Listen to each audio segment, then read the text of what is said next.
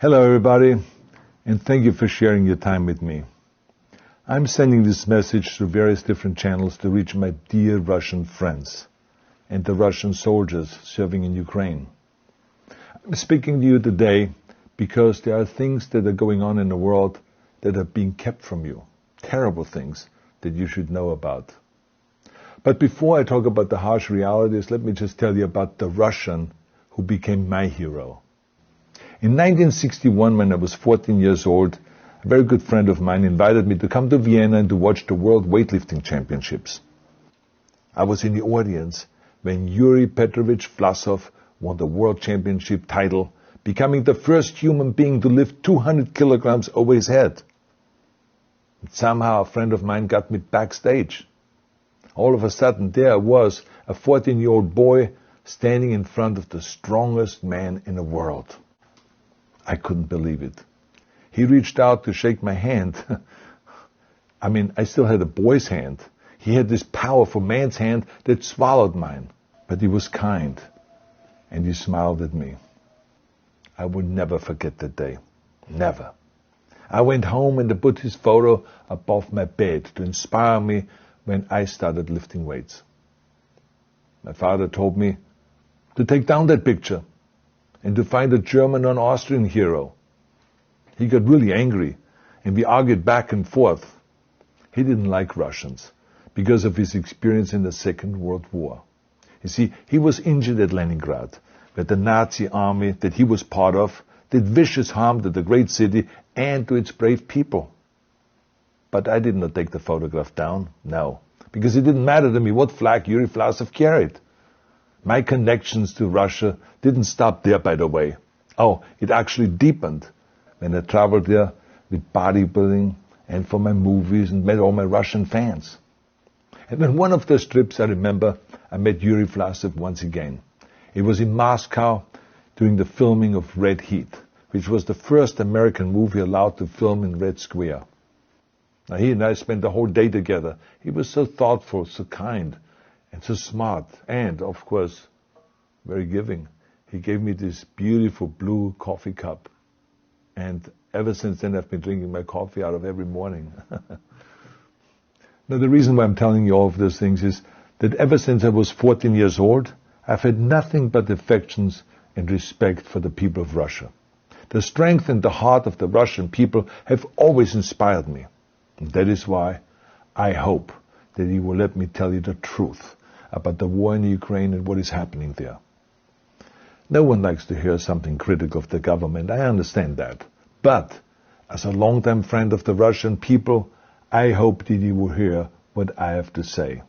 And may I remind you that I speak with the same heartfelt concern as I spoke to the American people when there was an attempted insurrection on January 6th last year, when a wild crowd was storming the U.S. Capitol, trying to overthrow our government. You see, there are moments like this that are so wrong, and then we have to speak up. And it's exactly the same with your government. I know that your government has told you that this is a war to denazify Ukraine. Denazify Ukraine? This is not true. Ukraine is a country with a Jewish president, I might add, whose father's 3 brothers were all murdered by the Nazis. You see, Ukraine did not start this war. Neither did nationalists or Nazis. Those in power in the Kremlin started this war.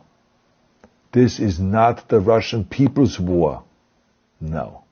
As a matter of fact, let me tell you, what you should know is that 141 nations at the UN voted that Russia was the aggressor and called for it to remove its troops immediately.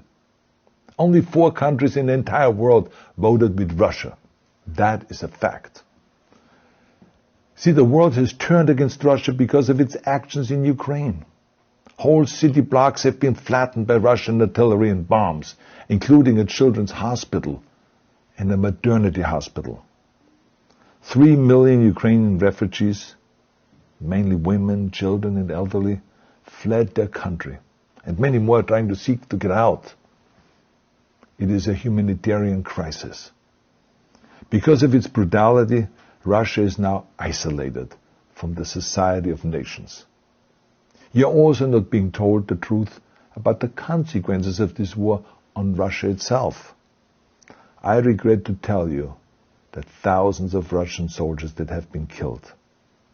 They have been caught between Ukrainians fighting for their homeland and the Russian leadership fighting for conquest.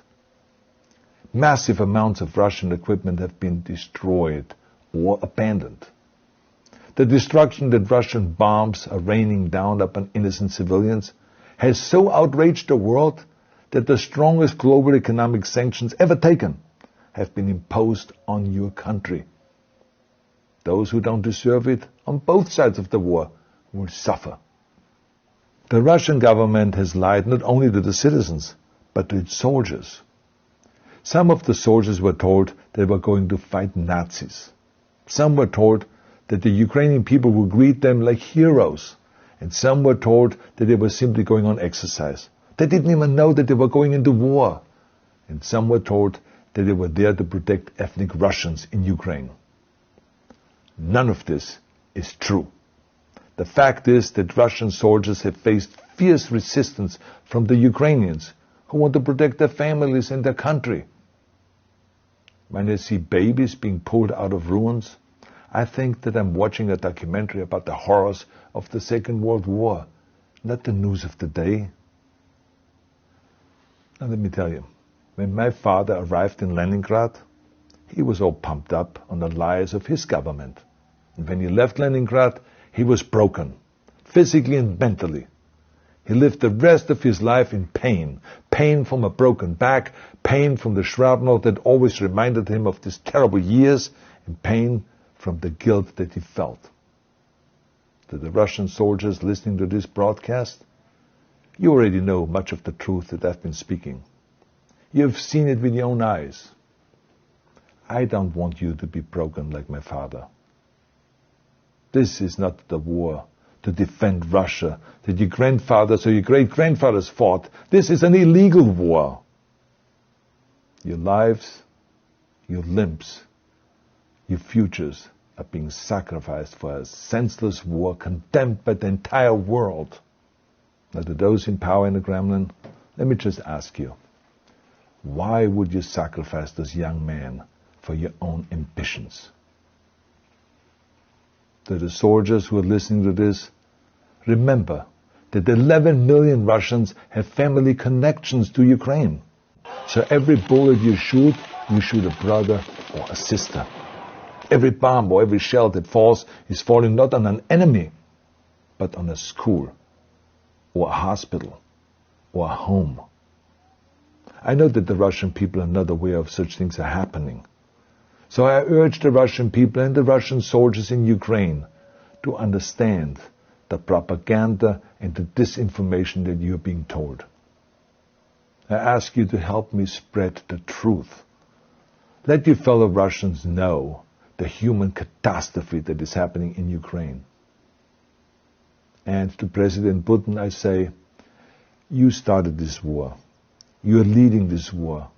You can stop this war. Now, let me close with a message to all of the Russians who have been protesting on the streets against the invasion of Ukraine.